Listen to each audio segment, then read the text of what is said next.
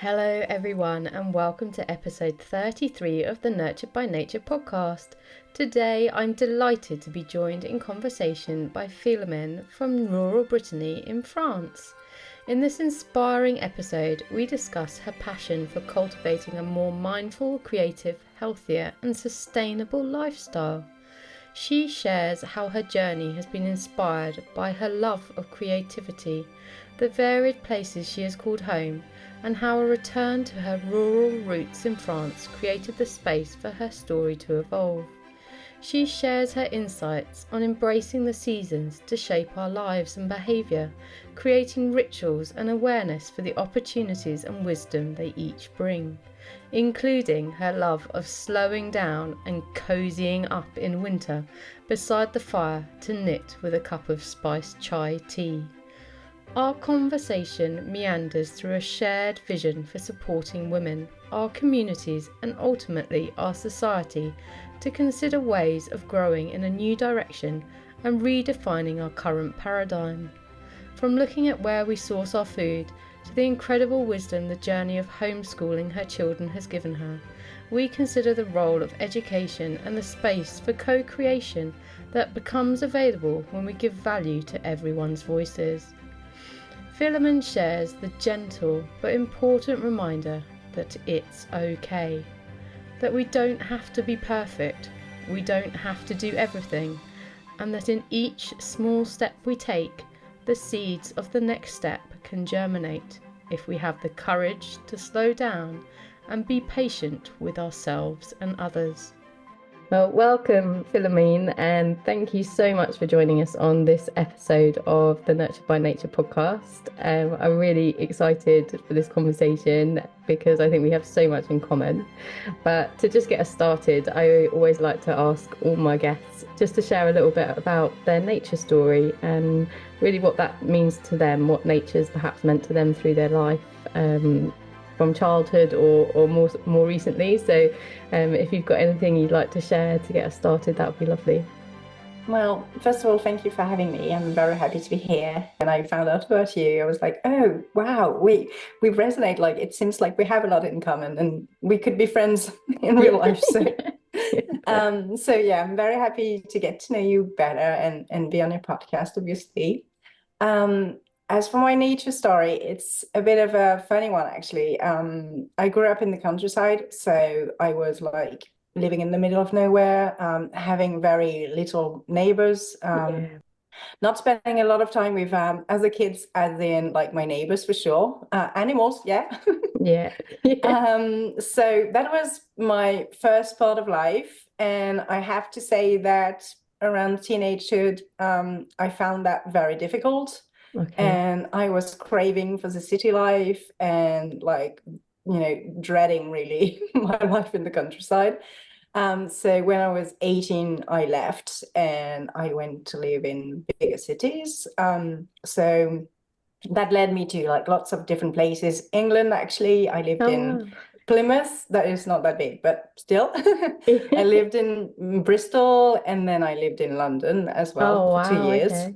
Wow. Like bigger cities, and then Paris, and then I moved to California, again in the city in Berkeley. So for the next, I don't know, like 10, 15 years, I lived in cities and I was happy like that. I was, kind of not having to drive, just taking the metro and everything, and that was perfect for me.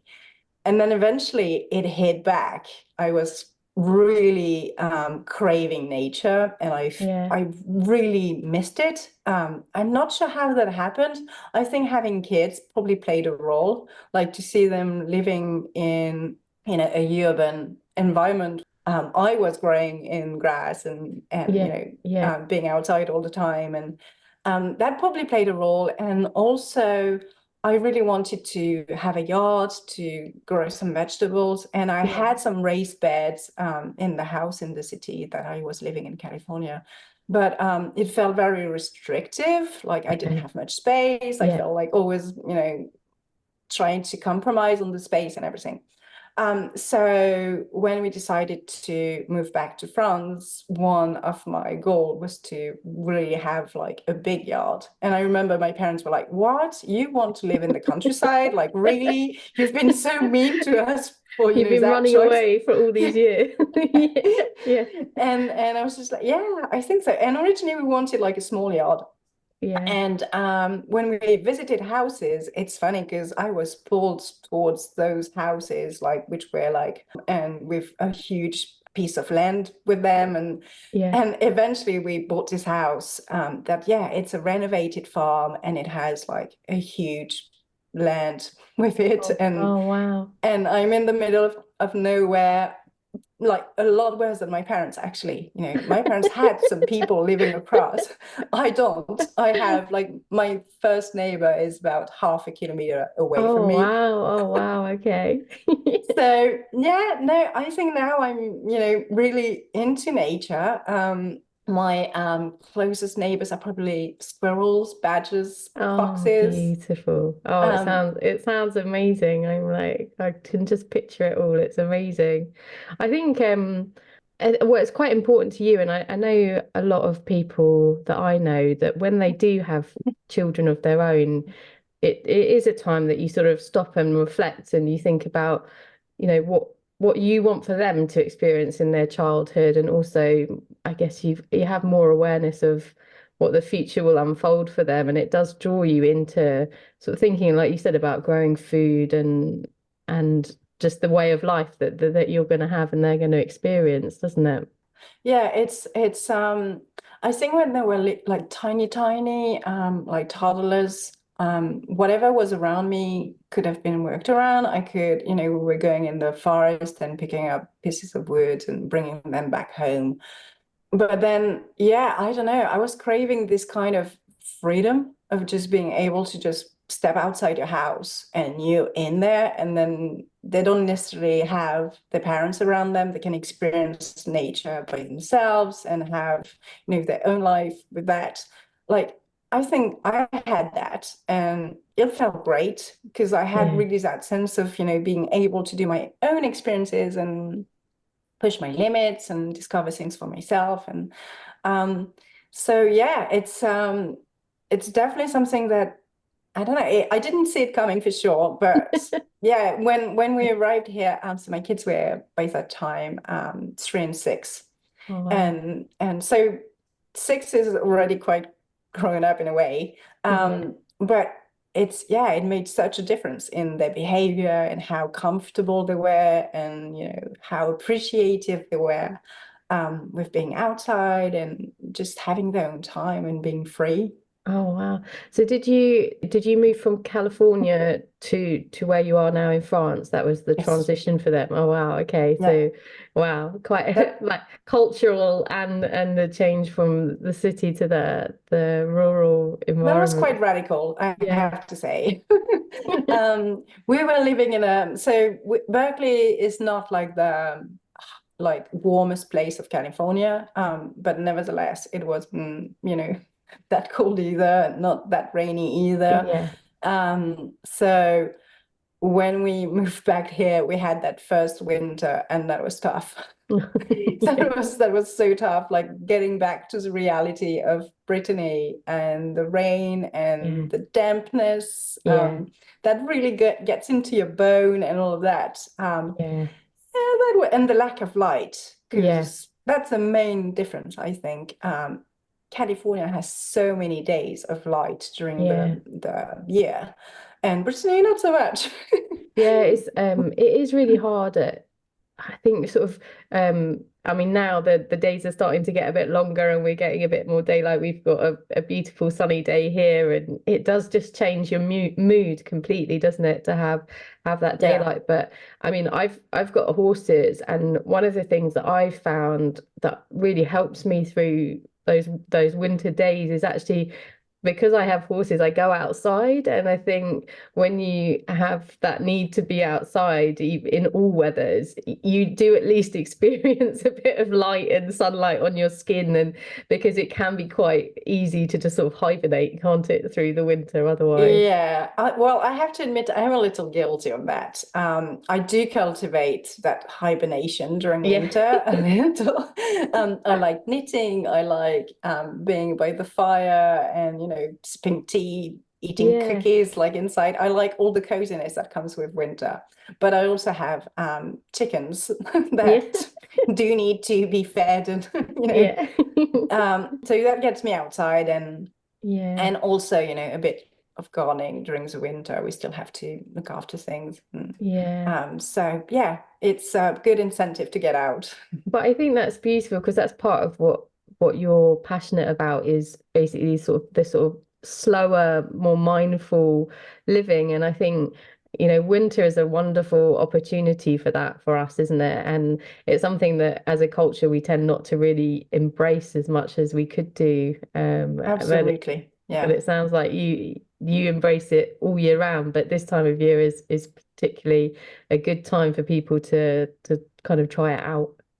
Yeah, it's so it didn't come really instantly. Like we moved here and I know the first couple of winter were tricky. It was difficult because of the weather. It was difficult because we didn't have that kind of rhythm or and then Yeah, slowly I was trying to, kind of go with the season and, like live differently. So food was like the first thing because we were trying to eat local and everything. yeah, So our food was really impacted by seasons. yeah, And then the rest kind of followed after a while. I was like, why resisting and trying to do everything, we were doing during the summer when it's not the same season. We don't have the same thing around. And like if you look at animals, they do slow down during the winter.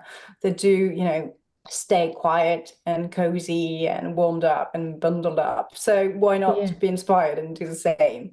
yeah, So we started to, yeah, I think probably put some kind of rituals, things that we only do during winter and things that we are very looking forward when, autumn comes and we're like, oh, yeah, it's time to yeah, do some chai tea. And, we yeah, don't do that during the summer. So it's something to look forward. And I think a lot of us are conditioned to think, oh no, it's autumn again or it's winter again. It's going to be dreadful.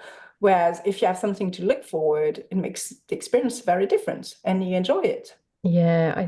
I think that's so true. And it was interesting what you said about food. I was watching a program in the UK that we have called Winter Watch the other day, and they were actually talking about birds and how like quite a few bird species change what they eat, like from summer to winter. So in the spring and summer, they may be predominantly eating insects, and Yeah, come the winter, they change to eating more of like berries berries. Yeah, and the things and like seed heads and things that they can find and forage.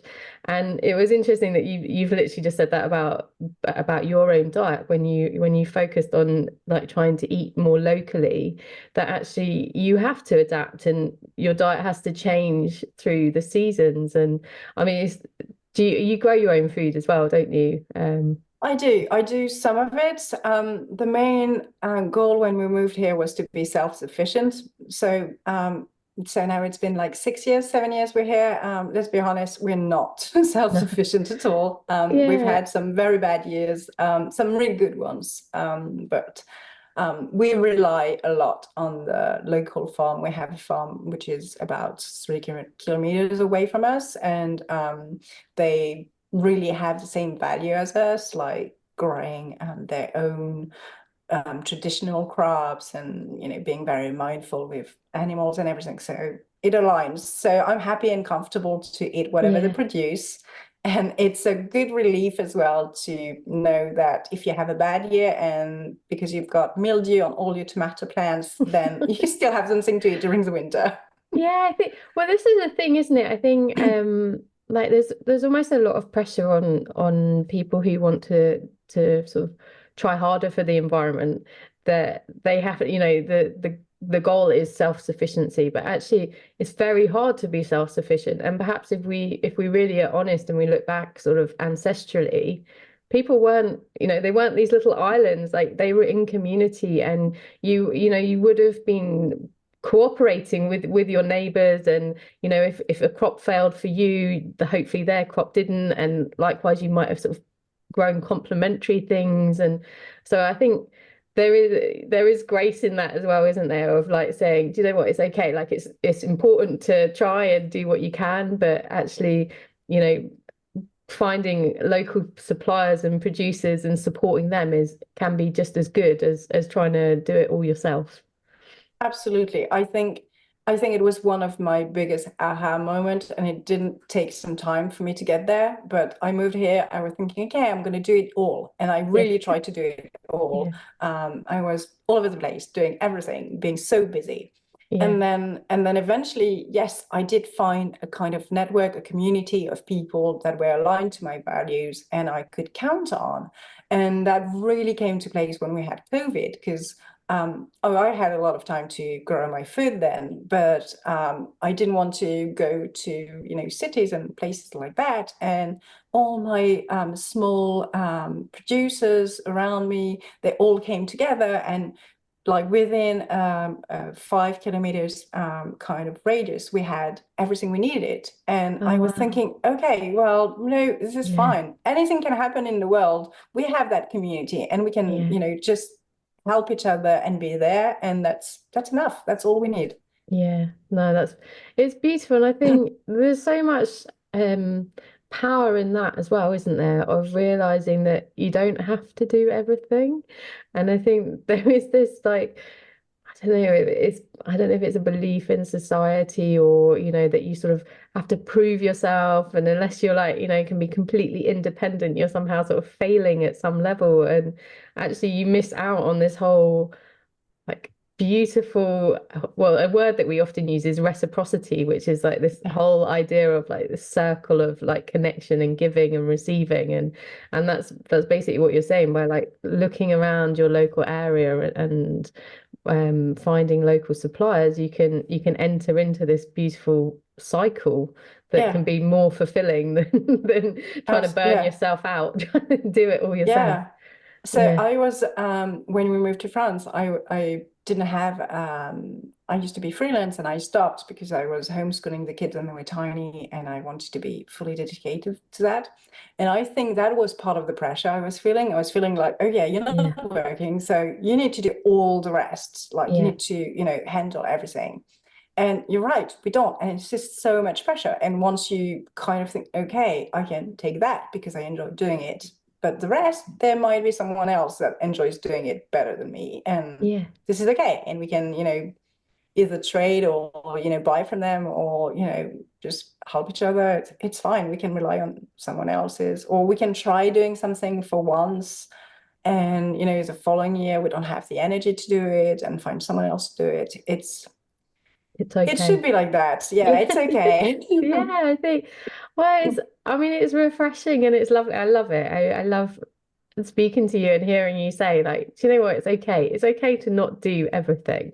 Like, to find the things that you can do, find the things that you enjoy, find the things that you're good at, and, and then find someone else that's good at some of the things that you don't have time for or you're not so good at. And, that's it's just the beauty of community, isn't it? It's the beauty of community. And it's like what I feel like since COVID, I think we have this sort of craving to kind of come home to, almost, is this sense of really a community that works together and functions together, which of course is what we see in nature as well. We see these communities in the natural world around us, the trees and all the fungi and things, the amazing systems Mm. that they have to work together to harvest and share nutrients. And it's like that's what we need to embrace in ourselves and our own communities so that we all thrive.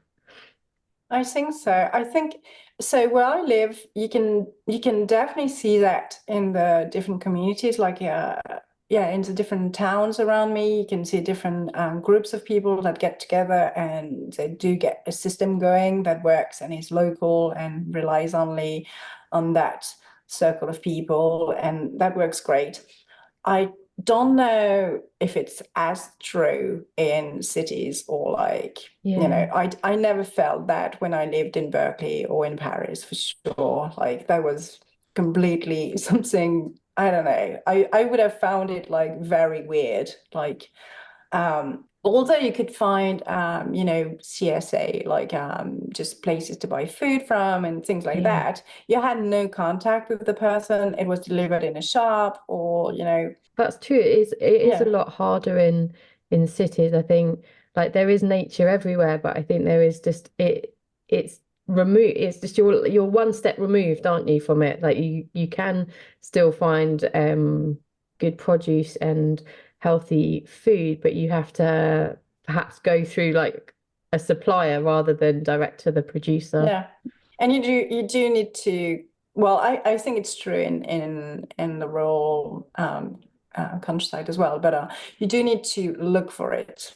Yeah. Whereas in here, I guess once you find one supplier, then they're probably going to put you in touch with the other one and all of that.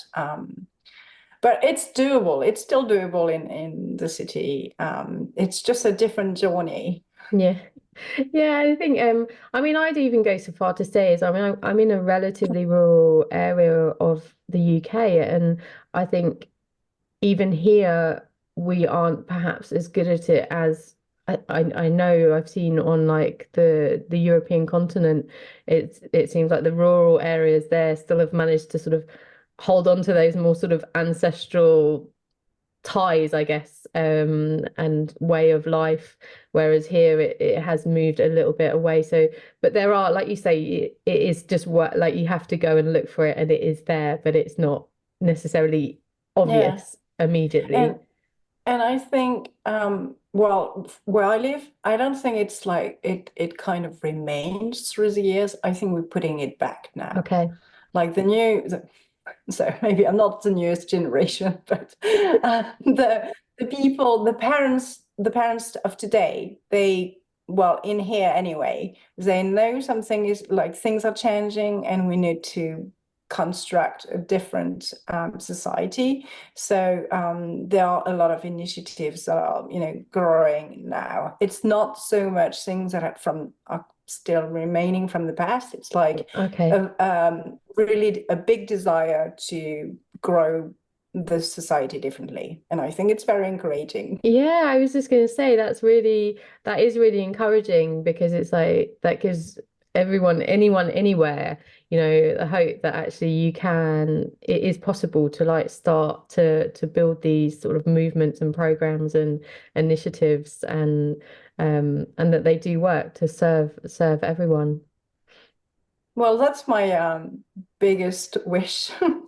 I really want us to kind of change things and yeah, like create a new way of living and see that it doesn't have to rely on what we believe right now, what Yeah. we think is the right thing for the society and everything. I think we can construct things in a different way and kind of, be happy with less and with more Yeah. natural things and Yeah, I think it's that sort of simpler mindset, isn't it? Of I mean we are given so much sort of stimuli in society through the media of like you need this and you should have this and to your success and wealth and status is all tied up with sort of these material things. And I think well, certainly in my world, like there's more and more people are coming back to this kind of mindset that you have of just like simplifying life a little bit more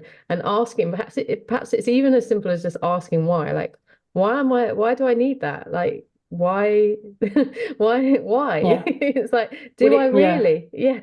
Is it really going to make a difference? Is it Yeah. going to change? Like, yeah, it's so, but it takes time. It's kind of a process, right? You have to go through well, it's like anything. You don't go from that point to that point like straight away. You just go one step at a time and then you plant Yeah. the seed for the next thing. And I do think that kids need to also grow in a different way so that it's easier for them. So they don't have to unlearn whatever, Yeah. Yeah. is already in them, as we do. Because I grew up in a regular family buying a lot of things, and I'm pretty sure it got worse in the um, beginning of the 21st century. Like Yeah, we yeah, I was started going to to say buy like the more and more. 90s, the 2000s. Yeah, Yeah, yeah, and yeah, I do think that maybe we can do a bit things a bit different with our kids and yeah, like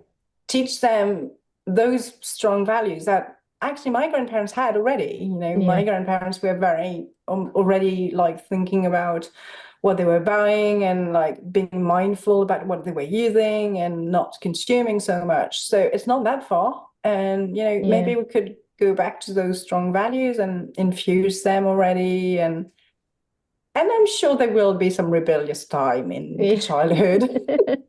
Yeah, I think I mean you were talking there and I was thinking back to my childhood and I was thinking about like a lot of it I think is the technology that sort of came to the fore in the like 90s and 2000s and it's like I think back to my childhood and it's like we didn't have mobile phones and Mhm. the TV had maybe like I think well originally four channels on it and then we were very excited when we got a fifth channel and it was just simpler times and I mean I'm only 40 so it's like it's in quite a short window that it has changed and there are better and don't get me wrong there's obvious benefits for technology Yeah, like you and me sitting here you're in France and I'm here and we're able to meet and communicate and this podcast will go out to people all around the world and absolutely. Yeah, that it is brilliant, but with it there has come this just massive, very quick change, and I think I think we've sort of everyone kind of got swept along, and now we're like, oh, hang on a minute, like how do we find actually balance in this new sort of new world really that we've got compared to when we grew up even and certainly very different to our parents, very different to our grandparents. And yeah, it's about using the wisdom of previous generations, but sort of actually adapting it, isn't it? Like you yeah. were saying, and moving forward for everyone. I think there's been a spiral. Like we started to get all of those new things, technology and everything, and we got swept in there, and just like it had to be all of it. We Yeah, couldn't just take one part, and I've been part of that. yeah, No question about that. Um, so yeah, and then you just keep on building on that and wanting more, and it's just normal. It's how it's created. It's how we've designed this world. It's yeah, the difficulty is at some point to kind of open your eyes and think, yeah, well, does it need to be this way? Can I step back and maybe grab that, but not so much that, and maybe be content with what I have already. And yeah, um, yeah, it's a tricky thing, and again, not from one point to that end point very quickly. It's a process, and it's important to be patient with ourselves and not be frustrated, and be kind as well to yeah. ourselves. Yeah, and kind to others as well. And everyone's going to have a slightly different interpretation of it. And yeah, I had a lovely guest a few months ago, and she was like, "We need to get away from this idea that there's one solution. Yeah, Like, there's not one solution. Like there needs to be lots of different ways, and all of those different ways coming together are going to lead to sort of towards the same outcome. But people will have different ways of doing it, and yeah. that's okay. And we need to respect that and not be judgmental that their way is a little bit different to our way, and It's a that's fine. journey, right? And we all have our own journey, and it's going to be a different one. And respect that it's all a different one, and Yeah, things are going to come at a different pace. and learn from each other as well. I think that's the other thing is like, when you're judging someone, you shut yourself off from the wisdom that they could perhaps share with you. So that's a big thing for me is just to try and like have more openness to actually listen to other people, how they're doing it and their opinions, their experiences, their wisdom and what we can learn as a collective and some things you'll take away and think, oh yeah, that'd be brilliant. And other things you'll go, oh no, it doesn't really sit with me and my lifestyle at the moment. Yeah. And that's okay. Yeah, and we all have a different story. I can't remember in which book I read that, but I read once that if you were in his shoes at that time, you would probably have done the same with this Yeah. history, that Yeah.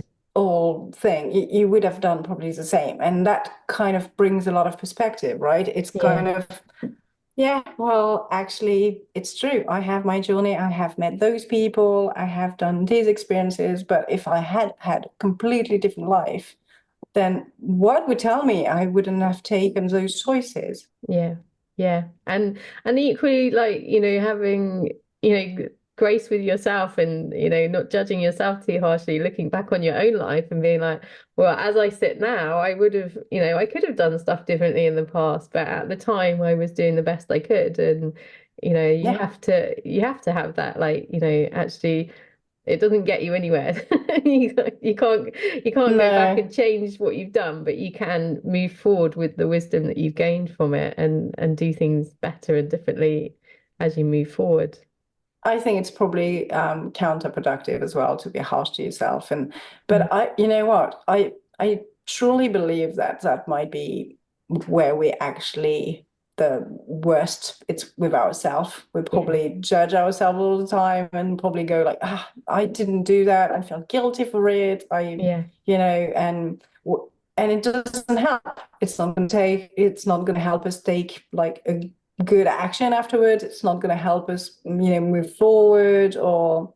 And I think we'll just circle back slightly because you've mentioned your children quite a few times, and I know this is a big part of your life, and you've homeschooled them. And is it? I mean, was that something that you wanted to do? Like, did you sort of when you had children, you thought I'm going to homeschool them, or was it something that just evolved over time? So it's actually quite funny because no, I never imagined myself homeschooling mom. To be honest, I didn't even really know it existed, or I never really paid attention to that. It wasn't something I felt um, you know, like I was going to do. Yeah, Um, I was kind of thinking they would go to school. I'd never thought about that. And then I had kids, and we moved to California when my eldest was 9 months old. And then, yeah, we arrived there. And so in here, the kindergarten is like, it's not something you question. It's something like you put your kids in kindergarten, and then they go to primary school and everything. You follow the system. We arrived there, and kindergarten wasn't so much mainstream. You had the option, you could think about it. And I was thinking, okay, well, I'm happy to keep my child with me longer and not put him in daycare. And then my eldest was actually very strong about the idea of not going to school anyway. So, and when we arrived in the US, I was trying to make friends and meet people, and that can be tricky if you're an adult. It's not so difficult when you're a student, but when you're an adult, yeah, it can be tricky. yeah, So, I joined a group of I think it was about attachment parenting at the time, and a lot of them were very strong about the idea that they were going to homeschool the kids, or at least once they were young children. So I was like, okay, well, that's an option. yeah, Discovering that yeah, option, and yeah, and that's how it happened. Really, we fell into it rather than looked for it, and yeah, after that, my kids were just so happy doing that. They were like, no, we're not going to school.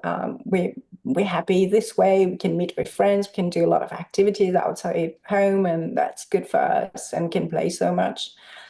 When we came back to France, we had to kind of reassess that, wonder whether we wanted to carry on or not. And things are a lot different in terms of regulations and how you can do it, and all of that.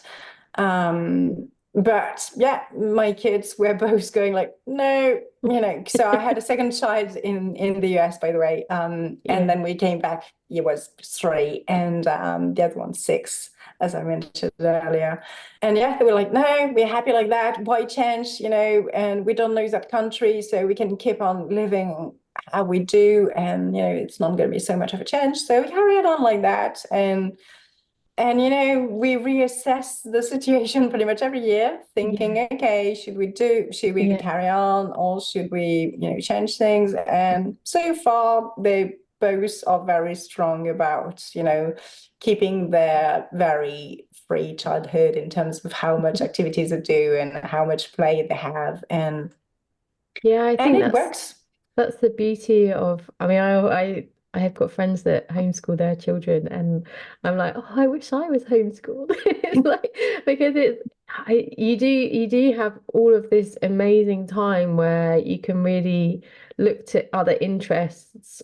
I don't want to say outside the classroom because the beauty of homeschooling is like your classroom's everywhere and you're always learning, isn't it? Absolutely, yeah. That's really the ethos of it is in every activity and in every moment you have an opportunity to learn and all of that skills and all of the wisdom is valuable, whereas sort of in the mainstream, going to school system of education, it's much more like no, you have to, now you're in English class and that's where you learn English, and now you're in Yeah. maths class and that's where you learn maths, and that it doesn't spill out No, into it's into the yeah. world around you. And I think, well, I mean, I'm not an expert. I've never homeschooled anyone, but so if you want to talk a bit more about that, but that's my impression of Well, it. I wasn't an expert either. I had never considered on teaching anyone. Oh, at some point I was considering being an English teacher, and then I came back living in France. And I was like, nah, I don't think I could cope with that. Like all Yeah, those people not speaking English is going to be too difficult for me.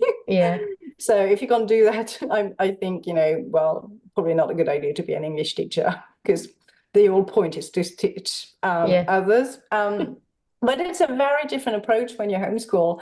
As you said, it's not so much I don't I don't go to my kids like saying, okay, I know that and I'm going to pass it on to you. This is not how it happens. yeah, We discover things, we grow, we learn together, we explore some subjects. So they're going to have my kids are very like passion kids, like they love to discover and go very deep in one subject. And then once they've kind of covered it, we move on to something else. So we really use those subjects to know as much as we can, explore all of it, go into different areas, and it's yeah, I think it makes it like a lot more passionate, and we like with a lot of, I don't know, with love. It feels like it's not really we don't have to do it. It's not yeah, something that is like, okay, now we need to do that because this is in yeah, the program or anything.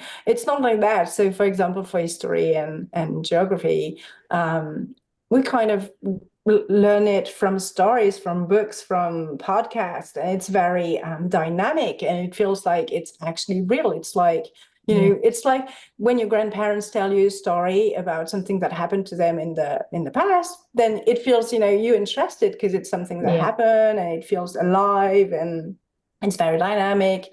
Well, it's the same for us. We discover from those stories like that, and then it makes it like real, and it sticks. You yeah, remember it a lot better when it's learned like that, and it yeah. has like a very interesting story to it, rather than if you read it in a paragraph in a very cold book that has no, kind of feelings to it, or it's not really passionate or Yeah, I think I was just listening to you talking and I was thinking it's kind of how I've learned, like when I've left school, like actually, like I mean, I love learning. I've always got books and like a lot of the things I've learned about herbs and plants and things have been in that sort of way. Like you're out in the countryside and you spot something and you're like, oh, I don't know what that is, and you Mm, maybe you perhaps take a photograph or and then you go back and you try and look it up if you've got books that you reference, or you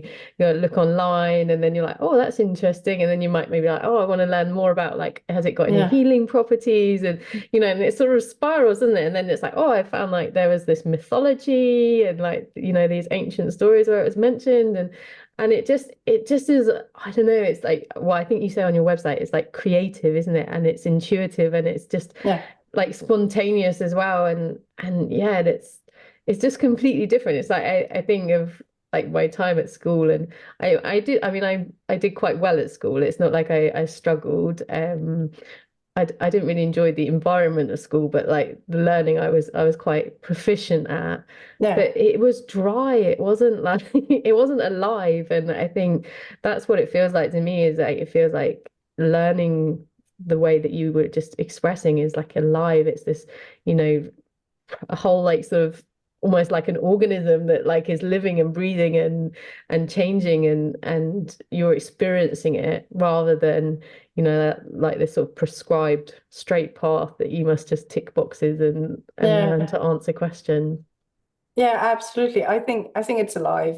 It's it's a story. I think that's a big difference. You have a story. It sticks to you, and you will come back to it and remember it because it's attached to your own story and some emotions that you've Yeah. developed whilst learning it. And so I did a few courses on herbs and how to use plants and herbal medicine and everything because I'm very passionate about that.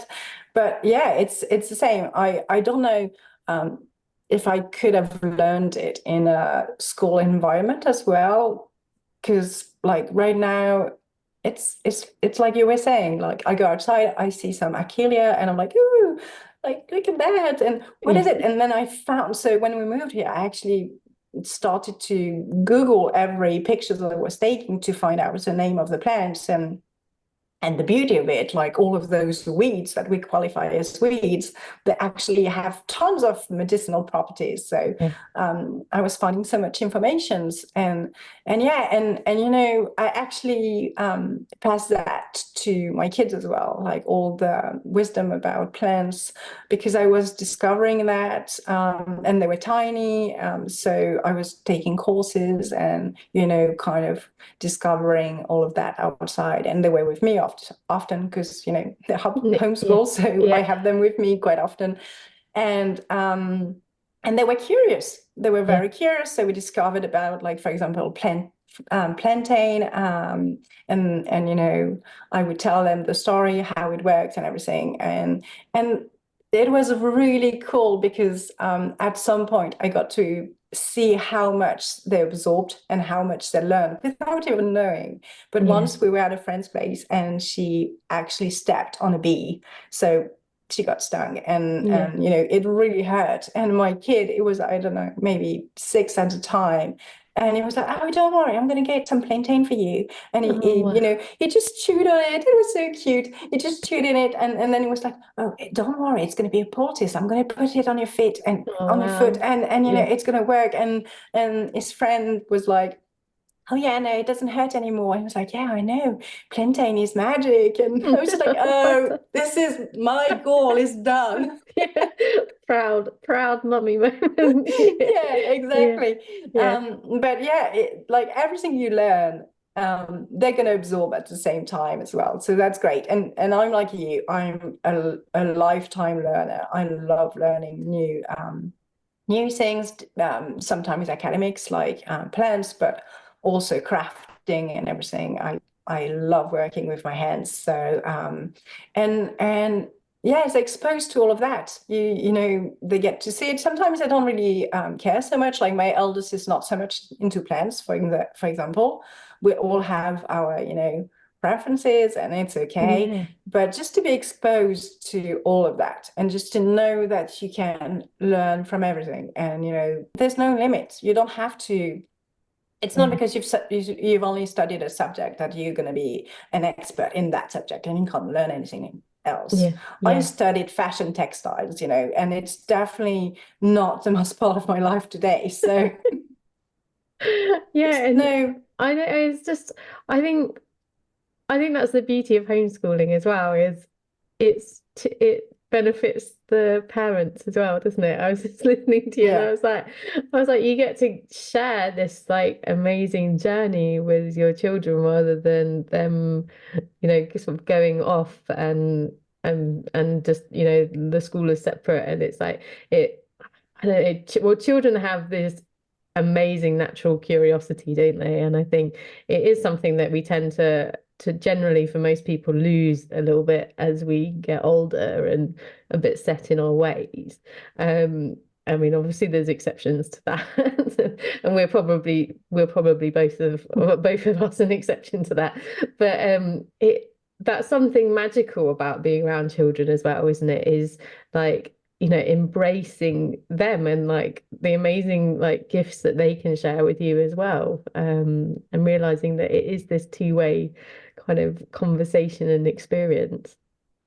Yeah, it makes you realize that there's not a teacher and a student, Yeah, that we're equal. We learn at yeah, the same, we learn different things, and but we're going to benefit each other. It's going to be yeah, a mutual learning experience.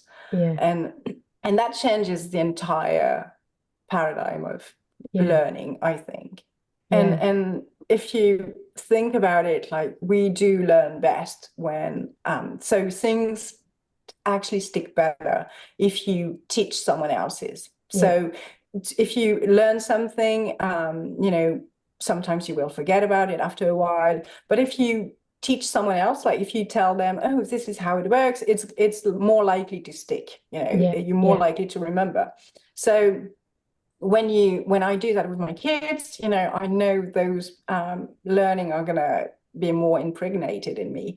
But my kids also do that when they read something, in a magazine, or like they've heard a podcast on like some very peculiar subject sometimes, and they're gonna tell me, and it's like a very curious fact or anything, I'm gonna be, oh yeah, wow, I never heard of that. And that's going to stick to them as well, because they're so happy and excited to tell you about that. They're actually sharing that knowledge, and it's going to help them. So it's a yeah. good, we all win in that situation. We all learn something, and we all get more knowledge, and it's great. Yeah, I loved what you just said then about like this lack of hierarchy, because I think that's something as well that like you see more in nature. I mean, obviously, you do have like sort of predators and things like this, but there's not this sort of like societal hierarchy that we've got where we sort of give more importance to certain people than other people. And I think it yeah, there's so much that we can benefit from by just sort of taking a step outside that paradigm, isn't there? And just having this more, mutual sharing of wisdom and experience, rather than sort of imbuing someone with like this, like Yeah. you're the expert and everything you say is absolutely right. It sort of closes off the conversation and the beautiful space for creativity and co-creation that really sort of education and searching of wisdom should be.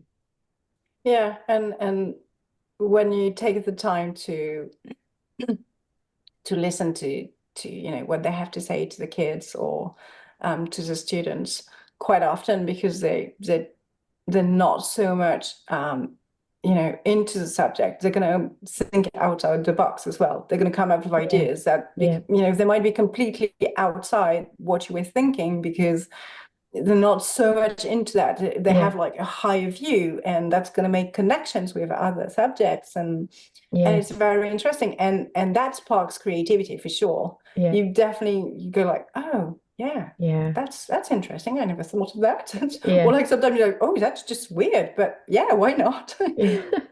Yeah, I love that. I just think that there's so much power in that, isn't there? Of this, like I was thinking of the word like listening and but it's more than listening. It's like, it's this sort of it's active engagement and listening and co-creation and realizing that, sometimes like people outside of your immediate sort of specialist subject actually Yeah. can be the ones that go, well, why don't you look at it from this point of view? And then you go, oh, wow, okay, yeah, I'd never considered that, but actually, it makes all the difference. And I mean, that's something I've talked about in the past, and in relation to like how artists and creatives can actually be valuable to sort of science and scientists, because we have a different way of like kind of viewing the world and visioning, and actually it can, like you said, be the spark that just like they go, wow, okay, actually, and then they run with it with their skills and specialism, and it's amazing what co-creation can come about.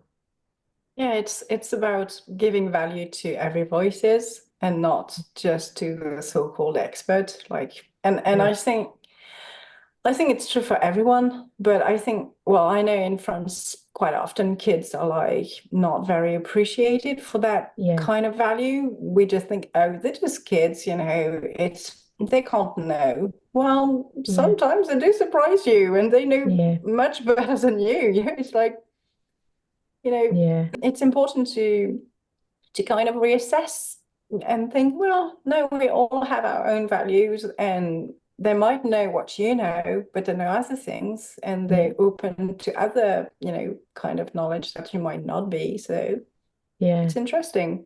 Yeah, no, that's fascinating. I I realize that we're probably getting close to an hour and need to sort of look to wrap up. And but I feel like I'm definitely going to have to come back and do another episode with you at some point because I feel like there's so much more that we can talk about what you do in your business and what you offer to people. But we'll just touch on that briefly because you are creating a beautiful community for people. And so if you want to talk a little bit more about that, that'd Yes. be Yeah. lovely.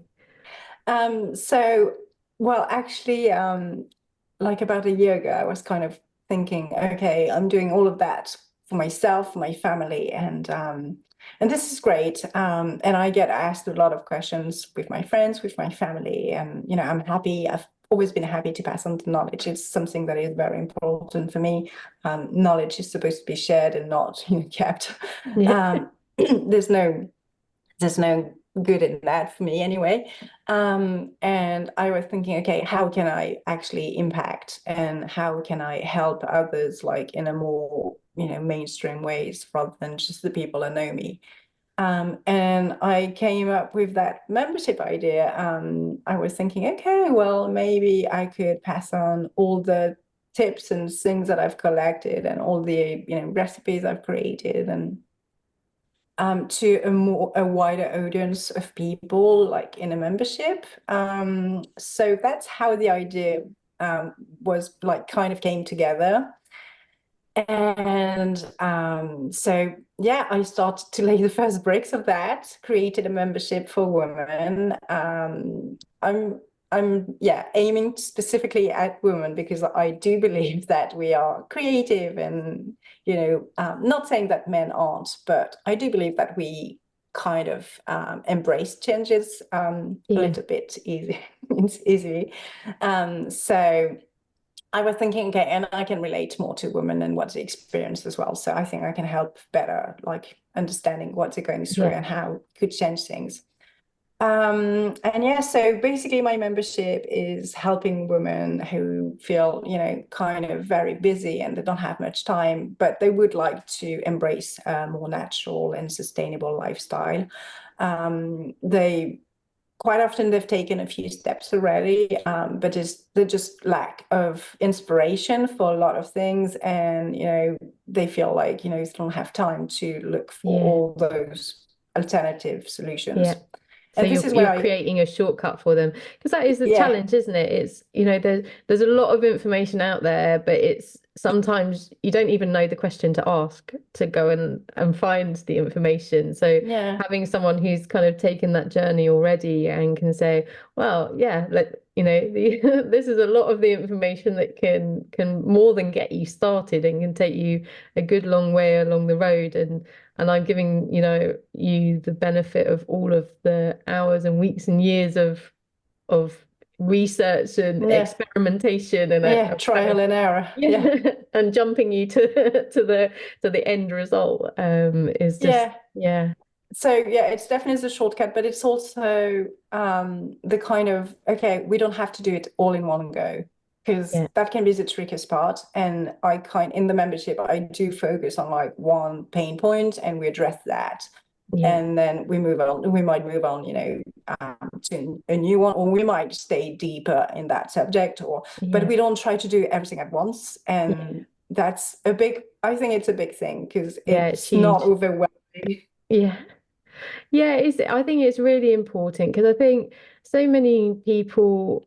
they want to make changes, don't they? And they sort of then get stuck in this inertia of they're like, well, it means if I want to eat healthy, I need to grow my own vegetables as well as like, cook all my own meals. And they're like, I just haven't got time to do that. And it's Yeah, like, if you can find that like first step for them to take and help them with that process. I mean, even like we talked earlier about eating seasonal foods, and that you've mentioned that you share your recipes and things for, I guess, for eating more seasonally as well. yeah, yeah, absolutely. That's exactly it. And I think also in the membership, what I do is it's not a one pass fits all. So we are going to touch base on like things like eating locally, but what is going to work for you might not work for someone else. And you might consider, growing your own vegetables, but like a lot of people, it's not even an option, and they're not even interested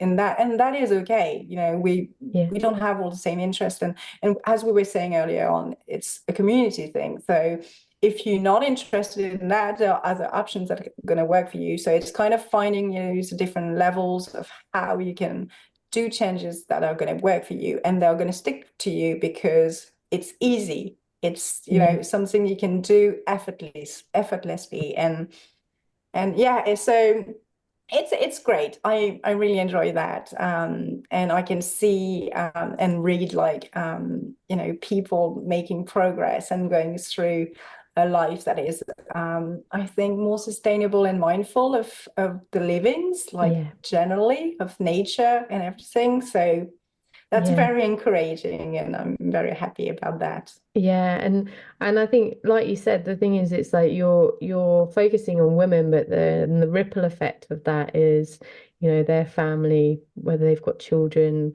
partners, their wider family, friends, even like, it just has this beautiful ripple out. And I think that's the power of working with women in that way as well, is they quite often unintentionally sometimes the center of bigger communities as well, Yeah. aren't they? Yeah, Yeah, absolutely. They will, infuse the changes in the family. Sometimes it can be a bit tricky. I do get that feedback yeah, from some people going like, there is so much resistance in the house. yeah, So that is happening. It is true. And I do try to help with that as well. yeah, But yeah, I do strongly believe that women are, the center of a lot of decisions. And, if they do take actions to change things, then the rest of the household is probably going to follow. yeah. And well, it's really nice that you mentioned that there's resistance because because there is, that's a fact of life, is that sometimes, we're in relationships and we have families, and like I mean, you mentioned your children, they have their own interests and things that specifically interest them more than others, and so having someone who can support you through that as well, and help Yeah, you find ways to still sort of make the changes that you feel drawn to and you want to make, but in a way that you can work with the resistance in your yeah, family rather than ending up sort of going hitting yeah, heads against each other and and giving up. Yeah. yeah, Well, the community, I think, is very important for that, and that is a big part of the membership. It's like we all together going through that journey, and it's not always easy. So together we can celebrate wins, even if they're tiny ones. But it's nice to have someone that gets you back and understand and appreciate the effort you do. And yeah, I do think that a lot of us, they don't have that kind of support at home. So yeah, being here for each other is definitely a big part of it. It's kind of having the tools and feel equipped, inspired, but also being in a journey not on your own. yeah, You've got people behind you. yeah. You supported. Yeah, and I think that there is so much need for that, and I don't want to say it's underestimated, but it kind of is. It's like, you know, it is a journey, like we've said that quite a few times, and if you imagine sort of you're a boat, you're going to get blown off course, and but when you have a community and a sort of membership, like you're saying, that is there to support you. They can help you say, oh, hang on, like you wanted to do this, and like, how do we help you come back onto the course you wanted to take, and keep moving in the direction that feels right for you. And I think, yeah, we all need that more and more, I think, with how busy lives are in society and the demands on our time, to be Yeah. able to stay true to what we're trying to achieve. And the social pressure as well, because, with the kids especially, Yeah. when they turn into teenagers and, they have social pressures. So there are setbacks and there are things you're not going to be able to do as you wished because they're going to be resistance or they're going to be other things. And Yeah. it's okay. It's also absolutely okay. And it's okay to just say, I can't I can't do it anymore. Yeah. There's so much resistance. It's okay to just, be negative as well and just Yeah. get it out, and then you can take it further, and then you can Yeah. move forward. It's good to have some people that are just there for you, and Yeah. Yeah, definitely. I love that. I think it's something that you've said quite a lot of times, but it's okay. It's okay to to stumble, to not do things perfectly, to not do everything. It's okay. And I think that's a really strong message to take away from this conversation is just it's okay and everything that means. But I will include in the show notes all of your links so people can find you, they can find your community. I know you did actually have a podcast of your own as well, so we'll put that's in French. So yes. if there are people who French is a language that they speak, they can also look at that aspect of your offerings for them as well. I think we've got a booklet that we're going to Yes, put that's what. together, which will be available for people as well. So I'll have the link for that. Yeah, I But just wanted yeah, to just give a quick info about that, yeah, actually, perfect. just to let you know, well, let your audience know what it's about. I've just put together a booklet with some simple nature-based activities for them to be able to do with kids. So, well, actually, I was asking one of my members to read it and ask and tell me what she was thinking. She was like, "Oh no, I don't have kids, but I can do that. I love these activities." So there's no limit. You don't have to do them with your kids, but it's a great way to really connect around nature with them and to kind of work around that and go outside and take things inside and Yeah, beautiful. so yeah, I'm hoping that your Yeah, no, people are going to like it. no, it'd be lovely. I'm really and like you say, it's like sometimes we need to do it with our own inner child, don't we? Yeah, Like, absolutely. take that inner child out there and remind them about like the benefit, the beauty of childhood and that childhood curiosity and intuition and ability to connect with the world around us. So I love that, and I'm glad that we have that to share. So just to wrap up, I don't know if there's anything else that I know we've covered a lot, but if there's anything else you sort of feel that you'd like to share before we say our goodbyes today. Well, I just wanted to talk briefly. I have also a free community on Facebook, a Okay. free group. So if that is some interest to some of you, then you can find me on Thriving Together Women's Circle, the real But title. yeah, we'll have the link in the show notes for Yeah. everyone as well. And it's a great place to again find some information, but also just support each other and be there. So I would be happy to welcome you there if you wanted Oh, to. lovely. Oh, well, thank you so much for all of your time today. It's been just been lovely. And like I said, I'm going to have to come back and definitely speak to you Please again because do. I know Yeah. there's so much more that we could talk about, but we've had a lovely journey today. So thank you so much for your time. And I hope everyone goes and looks you up as well because I think you have a lot to offer. Well, thank you very much for having me and taking the time to have you like that conversation, that beautiful conversation together. It was great. Thank you so much for listening to the Nurtured by Nature podcast. I truly hope this conversation has brought some hope and inspiration into your life. I would love to have these messages ripple out across the world. So if you can, please share this episode with your friends, leave a review on your favourite podcast player, and make sure you subscribe so you don't miss the next episode. I would love to hear from you, so please feel free to connect with me on the links provided in the podcast description. But most importantly, thank you so much for being a part of this journey with me. But don't forget to simply get out there and enjoy the natural world.